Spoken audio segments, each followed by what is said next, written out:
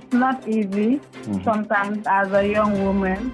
The gender norm in this country is that women should be submissive, women should be quiet. Where access to purchase health service depends on men's decision. The way forward, first of all, is to break the barriers that brings about gender inequality.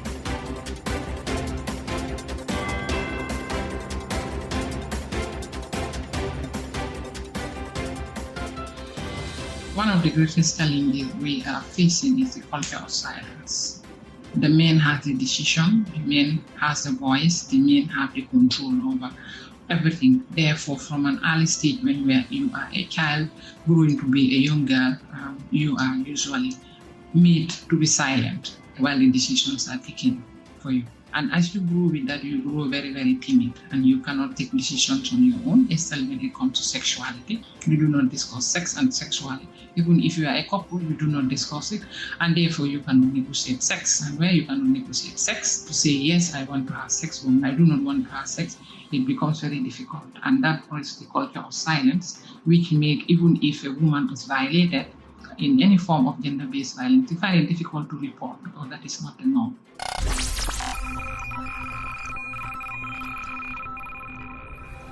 Samiratou Ouédraogo, a nurse working with the Network Against Gender-Based Violence in the Gambia, describing a culture of silence that many women find themselves trapped in.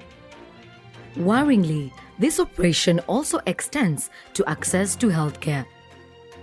While women in Sub-Saharan Africa tend to live longer than men, much of their lives can be lived with poor health. Today, Africa Science Focus discusses the gender inequalities that are found in medical care throughout the region. Our reporters Samiratou and Fiona Broom investigate. My name is Samiratou Ouédraogo. I'm a researcher, consultant, and advocate in population and global health, and I'm from Burkina Faso. So, Samira, how do gender inequalities and women's roles in Sub-Saharan Africa prevent women from accessing healthcare, and what are some of the repercussions that can come for women but also for society when women are denied access to healthcare?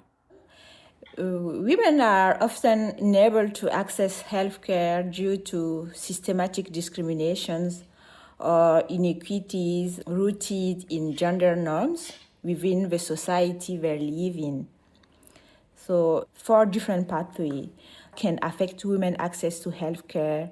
The first pathway is the type of society, for example, patriarchal or traditional, and the gender norms and values within the society which determine her status within this community and the household, thereby influencing her access to healthcare.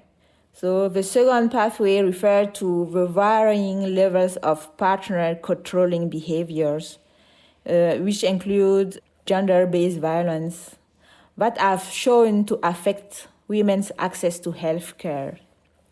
The third pathway includes individual-level factors such as a woman's decision-making autonomy, control over earnings, age at first marriage, and its attitude toward life beating, which constitute indicators of empowerment, the degree of dependence on their partners, and the likelihood of access to healthcare. Dr. Samiratou Ouédraogo describing some of the factors that influence gender inequality, including everything from male-dominated governance to marriage status or the perception of relationships. Dr. Ebrima Ba, a medical doctor, tells reporter Samiratou how many women are unable to arrange their own health care. Normally, even if they are to seek medical assistance, they have to normally get permission from their husbands. I can give you an example. A lady can come and tell you that, doctor, I'm not feeling well. I have this, let's say, sexually transmitted infection, So you tell them, okay, this disease, you need to be treated, but also your partner should be involved, because if we treat you and your partner is not treated, for example, still you can be reinfected. It's difficult to get their partners to come over, and that is a big challenge. Even when women gain permission to visit a doctor, they can be met with outdated views and a health system biased towards men. This may not be surprising when you consider that across much of Africa, there are at least 5 times more male doctors than female doctors. My name is Samiratou Ouédraogo. I am a young woman. I work with women in peace building. I am a member of the Peace Ambassador of the Gambia, a member of the Gambia Red Cross too. Fatoumata Saidi Khan, a young mother and volunteer for the Red Cross, telling our reporter Samba how social pressures can intrude on a medical consultation.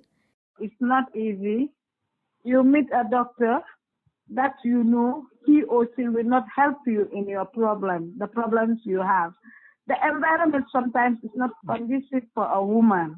Because maybe I will have a sickness as a woman, I don't want my colleague to know. But the environment that the doctor will attend, it's open. I will feel shy to tell the doctor my problem. Someone next will hurt and he or she will point finger at me. Fatoumata says she found herself feeling anxious even around female nurses. In the health sector, let's say the nurses don't have sympathy to their fellow women. Yeah, I'm telling you this. You as a woman, you know how painful is a woman when she is in labor. If you cannot help, tell me, okay, I can't help, but call Dr. So and so for me. But you'll be shouting at me, keep quiet. Some of these small nurses, they are not aware, 1. And 2, they are not qualified. Not in a sense that they didn't have the education. You can be educated, but not in a sense that you are qualified to handle people. Because 1, you should be patient and know you're dealing with different kind of people. So you as a nurse, a medical health worker, you should be very, very, very patient. And you should be careful the way you approach to people. The United Nations Development Programme ranks the Gambia 151 out of 169 countries on the Human Development Index. The index is a summary of different factors that relate to a healthy and long life. With high rates of infant mortality, sexually transmitted disease, secondary infertility, and female genital mutilation, addressing gender inequality throughout the Gambia's healthcare systems would be a powerful way to reduce disease and infection. Even when health facilities are modernized, Dr. Samiratou points out many people in the region are unable to afford medical treatment. Here, Dr. Samiratou describes how logistics and wealth can impact gender equality. Finally, the fourth pathway linked to the demographic and socioeconomic factors such as women's age, education, parity, household wealth, and place of residence, which can also affect access to healthcare, both in terms of physical and financial accessibility. Because we know that in Sub-Saharan Africa, the main barriers to healthcare is out-of-pocket payment. The 2012 WHO report of the Commission on Women's Health in the Africa region have shown that the women are often dependent on men financially, and so their access to purchase health service depends on men's decisions. Where out-of-pocket payments are discontinued, health service utilization rates rise for women. Yes, that's really interesting. That I think leads into your latest research. What do you think can be done in Sub-Saharan Africa to improve women's access to healthcare with regards to this decision-making? I think one of the most important actions is to improve women's education. Like studies show that the higher the level of women's education and their economic empowerment, the more they are able to take independent decisions, including those that affect their individual health, as well as their capacity to contribute to the processes of making policies that affect them. And Why is it important to have women in decision-making positions, in leadership roles within healthcare? They know what is good for them, what is good for their children and the family in general. Especially in Africa, women are the caregivers in general.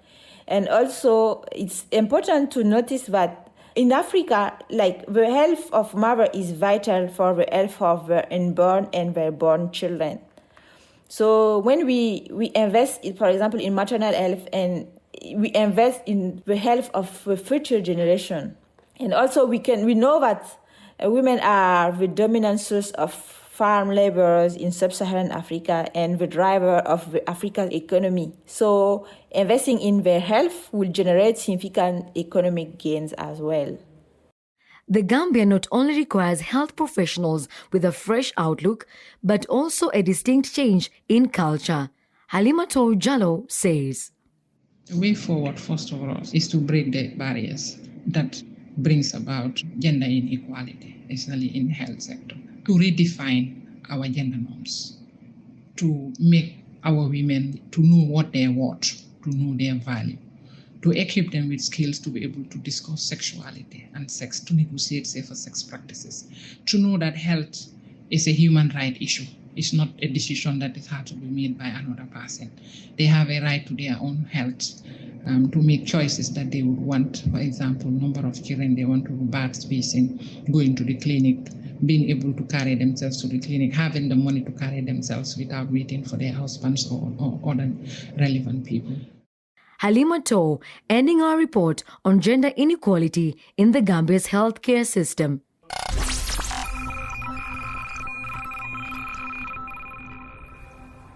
This week, we have an engaging audience question from Fagimba Kamara and Saidal Aliba, National Laboratory Manager at the Gambia's Department of Livestock Service, gives us an answer. Hi, Africa Science Focus. My name is Fagimba Kamara. What is Gambia doing to address antimicrobial resistance? Antimicrobial resistance is a global problem affecting all the countries in the world. Drugs are easily accessible either to farmers or to veterinarians and para-veterinarians. So people always have access to this drug either from the pharmacies or from the local markets, and they keep on using these drugs. These are actually the problems. The pathogens, they will start developing resistance, and diseases that were easily cured by antibiotics or antimicrobials, it will be harder to treat them, and people and animals will start dying from diseases which were curable. The way forward in controlling and the use of antimicrobial resistant is raising awareness. And in the Gambia here, we are trying to set up antimicrobial resistant team comprising of both the human health and veterinary, environmental sciences, and all related fields. That is to raise awareness in the population, because people need to understand the rational use of antibiotics and the importance of it. So when they understand, then they will start using it judiciously and with care. Thank you, Saidal Aliba, for answering Fagimba's question on antimicrobial resistance. Are you curious about science or development in Africa? Send us a text or voice message via WhatsApp to +254 799 042 513, and we'll find an expert to answer your questions. You can subscribe to our program, download episodes, and leave a review at www.scidev.net. Today's program was produced by Harrison Lewis. The editor was Jackie Opara Fotoye, and the reporters were Samba Jawo and SciDevNet Global Editor Fiona Broom. I'm Selly Amutabi. See you next Wednesday. This program was funded by the European Journalism Centre through the European Development Journalism Grant Programme with support from the Bill and Melinda Gates Foundation.